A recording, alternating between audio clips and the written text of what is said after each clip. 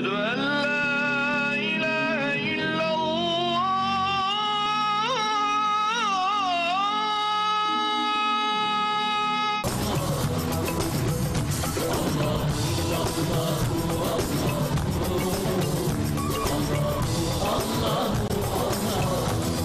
بسم الله والحمد لله والصلاة والسلام على رسول الله وآله وأصحابه أجمعين. رب اشرح لي صدري ويسر لي أمري واحلل عقدة من لساني يفقه قولي. إخوة الإيمان، السلام عليكم ورحمة الله وبركاته. Mes chers frères et sœurs en islam, assalamu alaikum wa rahmatullahi wa barakatuh. Comme vous le savez, l'islam est une religion très organisée dans sa forme, dans ses recommandations, dans son comportement, qui a donné l'importance à tout ce qui concerne notre société. Le thème de ce soir que nous allons aborder, c'est l'importance de la cohésion sociale pour la paix et le développement. Comme vous attendez avec moi, la cohésion sociale pour la paix et le développement. La cohésion sociale, c'est de travailler ensemble pour protéger et briser l'intérêt général. C'est-à-dire, lorsque nous parlons de la cohésion sociale, on ne peut jamais arriver à une paix durable et stable sans la cohésion, sans être ensemble, travailler ensemble, sans parler ensemble, sans sortir ensemble. C'est pourquoi il est nécessaire de connaître le contenu de ces thèmes. C'est de mettre en d'autres termes en abri toute l'intégrité physique et morale de tous. C'est-à-dire, si vous voulez être ensemble, vous devez aussi regarder l'intérêt des autres. De la manière que vous-même d'abord, vous protégez vos intérêts personnels, vous devez protéger les intérêts des autres. C'est pourquoi l'islam, d'abord, a donné plus d'importance à la formation de l'individu en première position. Il faudrait que l'individu soit formé dans son comportement. L'individu doit être formé dans son adoration. L'individu doit être formé, doit être fort dans ses relations avec son Seigneur, dans ses relations avec les autres. Quand je dis l'individu doit être formé, il doit être sincère dans son adoration. Vous savez, quelqu'un qui n'est pas conscient dans son adoration, immédiatement, il ne peut pas servir les autres. Quand vous devez servir Allah subhanahu wa ta'ala, vous devez le servir en toute sincérité. En deuxième position, l'individu doit être aussi formé, étant dans ses caractères. L'individu, dans son caractère, il doit être fort, c'est-à-dire il doit avoir une bonne moralité dans tout ce qu'il fait. Ensuite, l'individu doit être aussi un protégé pour son message de l'islam. C'est-à-dire, quand on voit un musulman, ce n'est pas seulement parce que je porte un nom musulman, mais le comportement compte. Ça ne fait pas des messages de l'islam. Avec tous ces aspects-là, on peut former une société exemplaire, une société qui peut nous conduire à une paix durable, une société qui peut nous aider à avoir aussi le développement. Chers frères et sœurs, comme je viens de dire tout à l'heure, je vais vous citer quelques aspects ou quelques principes de la cohésion sociale. qu'il faut tenir compte. Un, à savoir l'amour. L'amour est un élément essentiel pour tout individu. Pour pouvoir vivre en paix au sein de ta famille respective, il faut avoir l'amour. L'amour de ton Seigneur, l'amour du prochain. Quand je dis le prochain, à savoir votre épouse, vos enfants, vos collaborateurs, vos collaboratrices, dans vos lieux de travail, vous devez aimer aussi les autres. Quand vous êtes comme ça, vous êtes responsable. Je vous donne un exemple. Un homme peut être bien à la maison, parfait dans tout ce qu'il fait. Mais au travail, il a chaque fois des problèmes avec les autres. Quand c'est comme ça, vous ne pouvez pas être gagnant.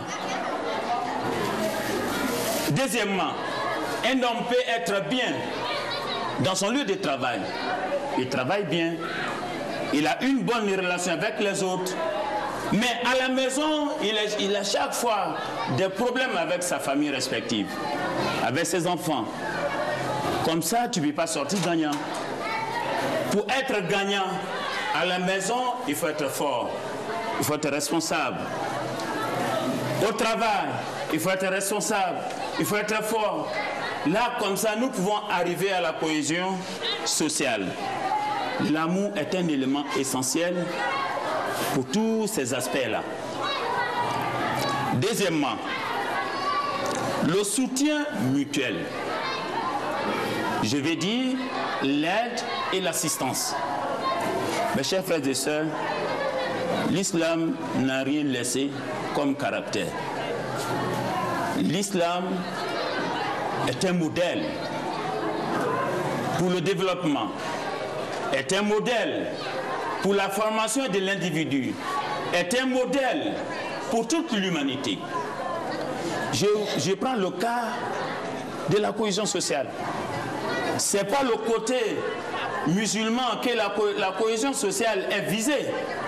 Non seulement, mais le musulman tient compte tout ce qui est à son atout, son entourage, que ce soit des musulmans ou non musulmans.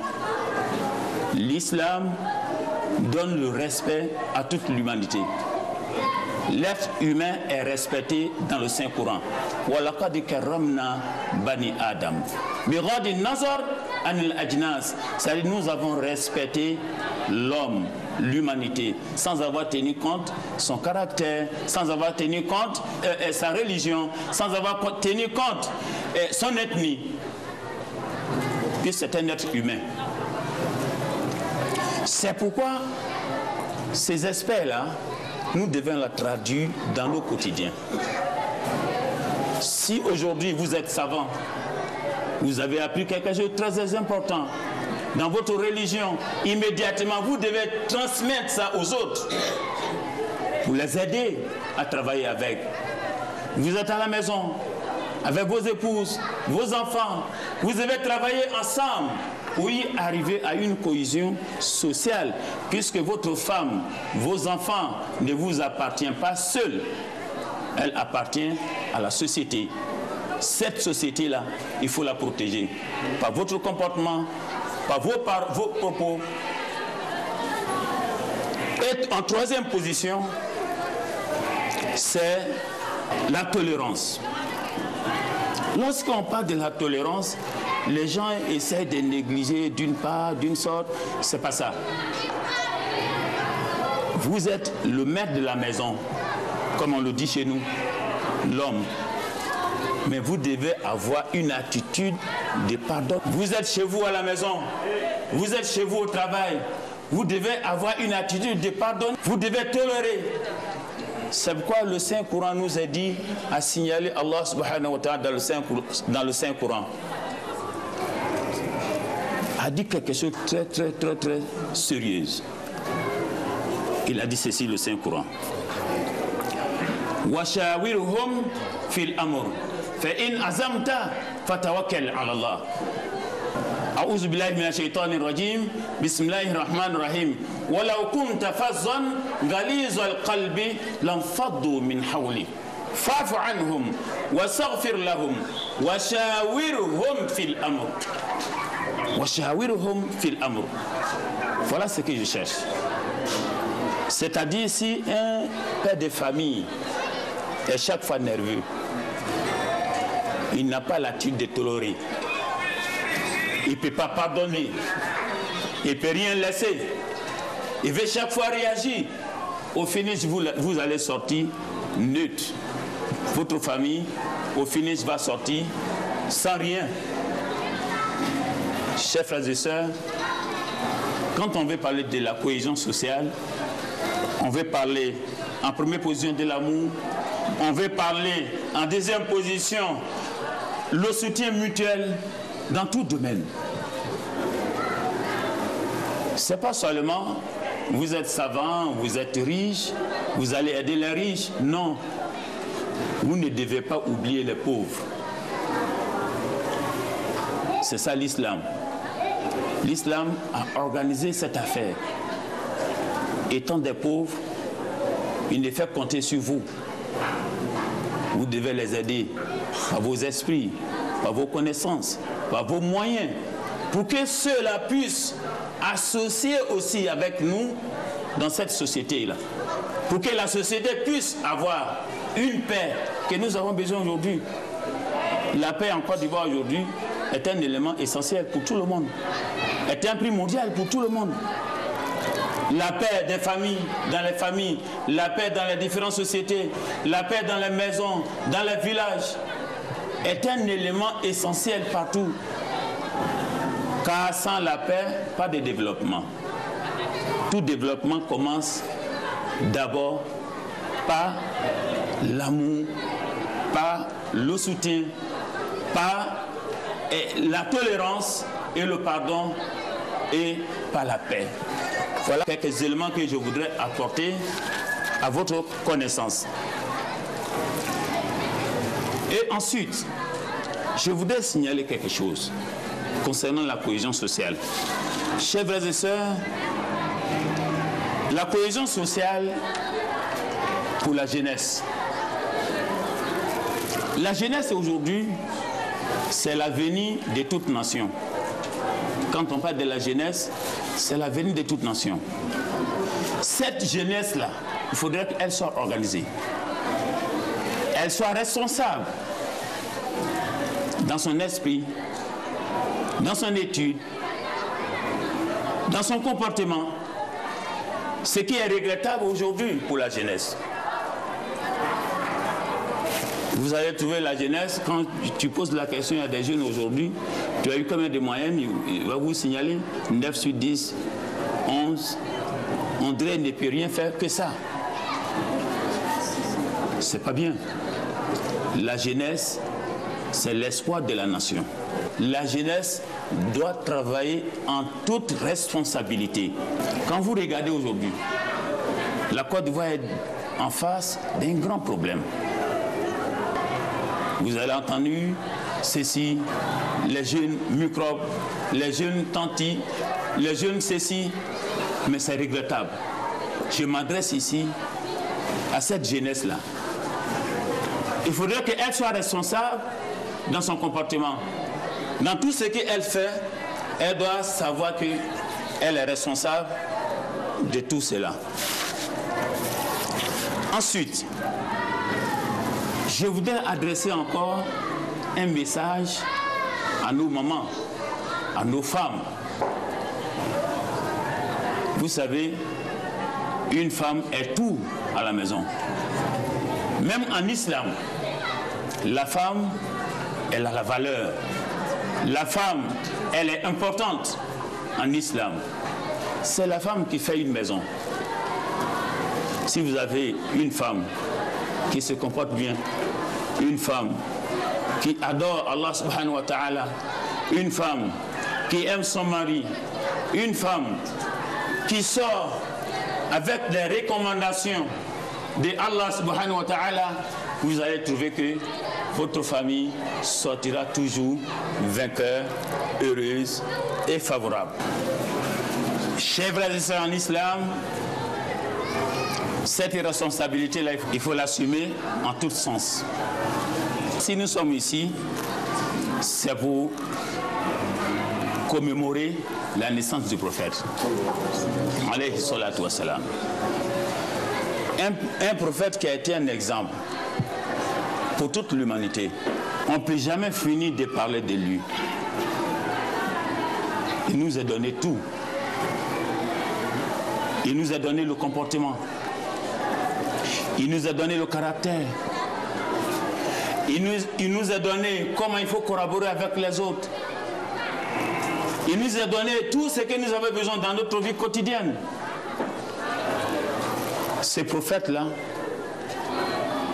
il faut travailler selon sa vision, selon ses recommandations.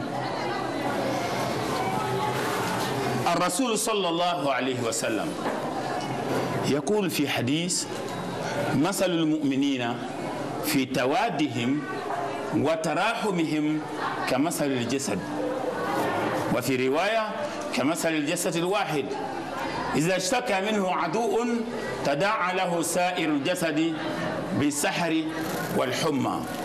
Que l'exemple d'un musulman, d'un croyant, est comme un seul corps dans son comportement, dans ses relations. Si vous avez le mal sur votre pied, le mal, vous sentez le mal sur le bras, est-ce que la tête va dire que non, c'est le bras qui fait mal, moi je vais pas agir? Ce n'est pas le cas. Donc l'être humain est considéré de cette façon. La société en islam est considérée comme un être humain. Quand tu as un mal dans la tête, c'est le pied qui vous fait mal. C'est le bras qui vous fait mal. C'est la bouche qui vous fait mal.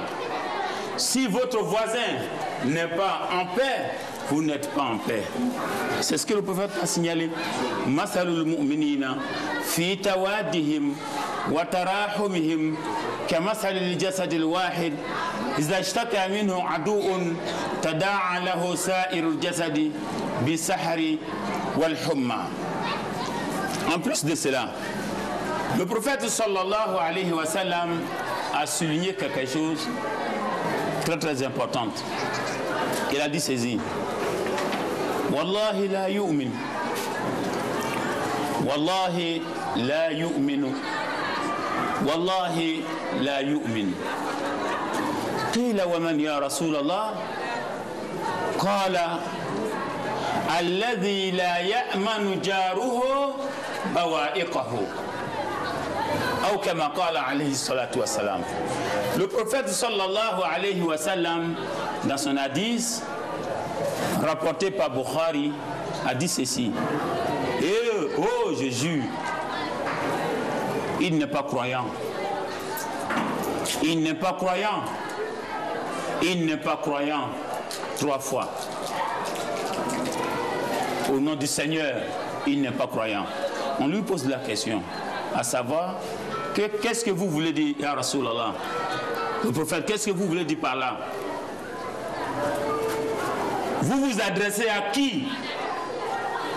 Et il a dit ceci: Alladhi la ya'manu jaruhu bawa'iqahu.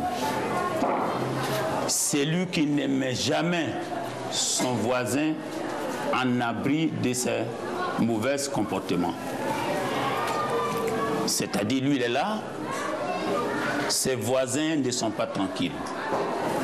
Quand il sort, ils sont en harmonie. On dit, il n'est pas là, on peut faire. Mais quand il est là, tout le monde se sent gêné. Ce voisinage-là, l'islam n'a pas considéré que ton voisin soit seulement un musulman. Mais il a dit, le prophète sallallahu alayhi wa sallam, il a parlé du voisin. Donc, quelle que soit votre croyance, votre adoration, vous devez respecter votre voisin, quelle que soit la nature de sa croyance, quel que soit son bord de ethnie, quel que soit son bord du comportement, vous devez le respecter. Je pense que ça, on ne peut jamais finir de qualifier. Wallahi la yu'min, wallahi la yu'min, wallahi la yu'min, allazi la ya'manu jaruhu bawa'iqahu. C'est pourquoi nous avons développé cette nuit-là certainement des choses qui sont très très importantes. Quand on veut dire qu'il ne met jamais son voisin en abri de ses dangers, de ses mauvais comportements, veut dire quoi? Les injures. C'est pourquoi je tiens à signaler, un musulman ne doit pas insulter quelqu'un. Un bon musulman, un bon croyant, il faut sauvegarder la langue. Il faut préserver la bouche. Quand le musulman ne fait que réciter Surat al-Fatiha, qui est la première sourate du Saint-Coran, 17 fois au cours de 24 heures, obligatoirement. Et quand il arrive à une partie de cette sourate, il dit Ihdina sirat al-mustaqim. Dieu, Seigneur, il faut nous guider sur le droit chemin. Quelle bouche, quelle responsabilité. 17 fois obligatoire. Vous récitez Surat al-Fatiha. Vous faites des bénédictions, des invocations pour vos voisins, pour vos amis, pour votre famille respective, pour votre communauté et pour votre pays. Dieu, il faut nous guider sur le droit chemin. Ok. Après ces musulmans-là, vous allez constater, en cas de problème avec son frère musulman, en cas de problème avec sa femme respective, en cas de problème avec ses enfants, il ne fait que sortir des mauvais propos, des injures. Je me respecte de le dire, mais je me retrouve en obligation de dire un musulman qui dit bâtard à son fils, imbécile à son fils. Comment peut-on établir ici la cohésion? Comment peut-on compter sur ces responsables-là qui a commencé à apprendre ses enfants à insulter les autres quand ils sont en dehors de sa maison? Quand vous insultez votre femme vis-à-vis de vos enfants, c'est pour dire automatiquement à vos enfants, si vous avez des problèmes avec vos épouses dans l'avenir, voilà comment vous devez faire. Et l'islam nous interdit de faire ça. Quand vous dites Ihdina sirat al-mustaqim, Seigneur Allah, il faut nous guider sur le droit chemin, veut dire que il faut mettre en abri tous ces genres de comportements. Vis-à-vis de ta famille respective, vis-à-vis de tes voisins, vis-à-vis de tes collaborateurs. C'est pourquoi je voudrais signaler ici, en disant que le musulman est un modèle. Le musulman est respectueux. Le musulman est responsable. Le musulman, il est capable d'établir une cohésion durable, une cohésion sociale respectueuse, une cohésion qui peut nous apporter à la paix et une paix qui peut nous donner un développement durable. Et ici, je voudrais remercier à tous ceux qui m'écoutent en demandant à Allah subhanahu wa ta'ala de nous guider sur le droit chemin. Amin. Ya Rabbal Alamin. Amana valu anamemalu. Bilu amena anko mengela envers solitaire là. Katabe mon liduma. Anko mengela ni un commencement kasulo. Ana wela mi volani o eminele. Tubabo kolema ko la cohésion sociale bengimao o se kala dile anu butamo ya ejia bengima se kala dile be an se kodokela an va solula nguma kan la memalu an kuma minu foni bengi ma o siama ya fanga baledima ala ci la bola minge makka kata madina sallallahu alaihi wa alihi wa sallam e ko juna minge ka makka kalu na minu na ani madina ka dule minu ye ka nu blakine ko aku kekine adu kine adu dakive abo dakive qui était mon minute car nous blaignons donc on nous là qui est là en là qui est minani il était ici là qu'a fait combien quand la connaître na là parce qu'on fait nous le voir au président on est bien là bracado assez là président ko fait ka jamais l'échanger ko ba qui dit étalé ba que morolé ba que fangatile au moins sur mandi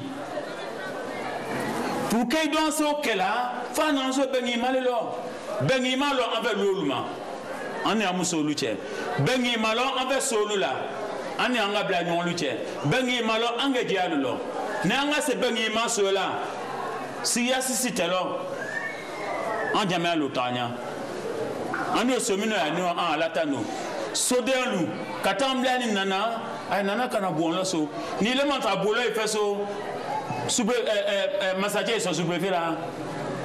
Ben on a mal les bêta bon là. Faut le boule à tabella qui fait ça. Et deux tabella qui fait ça le poulet ni se va le ben de là. Pour le coup ça pour qu'il se bengi matala. Aïe nafa, assez il a cela kodoma. Aduna le. Il est bois dié ocean. Ni kadi dié il muso dié. Il den lo dié. Ici nous lo dié. Dieu nous kaweke là ni ya bella que dié alors. Nanga dié nonye anafa signoma. Anye kuma fo famille je mamba ko no bi e chelu che e musolu che e denu che anu le lima mo la be fo la anu le on problème le dia bebelo mais ande se talanya ka problème on luté wolo ko so anye temu me nabi aduna o le dia nyonya le an dia nyonya aflanya diona ay nyonye maba ikoche denyele le kolela seti koche denyele maba iji ala ya hani le makaye demain c'est qu'il est dans le jigilisi c'était ibadé minien de ce batolo adjema hakila adjema nafula adjema lonina iji ala ya hani maladi lema et c'est le gutanya na anya kumaka oka anya kumaka dieu kala banlo o le yafa manle e kaka mosu usule e kaka chele e kaka musole ablay dolo ojo ala mesani duda ala ya fala akata bonya fola ko limam ko na bonya fanya ko ne ba la ko so ne ba chila ko so e ma ba ko so ko ba mina ko so be se ke ita la lo ite chila lo ni ma ko ba la ko so e ma ba la chila ko so iya ba mina ko so fayi ning sa ko kiyon lo le jangalo mi en société la bi o le dolu ni anya le dolu fort pour que en hakis ya luma ya bonla ye koma la bagi aleka ngo siama te koma te dun vola siama te monena siama te dangakela parce que siama e ka kesi kala et là mudu ki ana le signatan yu la froche buma qui ne se bolala autant nous on a mené et faut aller connaître à la cour nous bébé blaché à bébé ka non ndendo musolo zignolo anjame amrolo amebelada et le kala anye kuma minu foni kanze barakela ma alaoke ka amenga nu bébé diama alaoke kama sache dieme anye sila alaoke et place minawe kabraka doit placer le alaoke. Wassalamu alaikum wa rahmatullahi wa barakatuh.